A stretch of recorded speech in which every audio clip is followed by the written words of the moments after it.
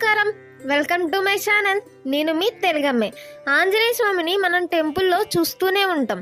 కానీ ఎప్పుడైనా గమనించారా? ఆంజనేయ స్వామి దేహం అంతా సింధూరంతో ధరించినట్టు ఉంటుంది. ఇలా ఉండడానికి ఒక కారణం ఉందండోయ్. అదేంటో మీకు తెలుసుకోవాలని ఉందా? అయితే మన వీడియోని ఫుల్గా చూసేయండి.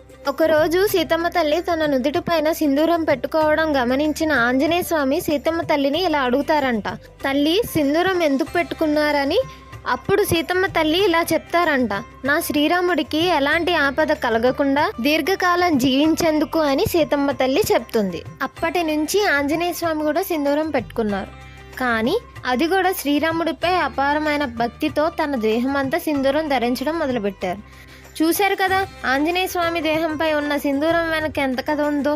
ఈ వీడియో మీకు నచ్చినట్లయితే మీ ఇంట్లో మంచిగా భావించి లైక్ చేయండి, షేర్ చేయండి, కామెంట్ చేయండి అండ్ సబ్స్క్రైబ్ కూడా చేసుకోండి.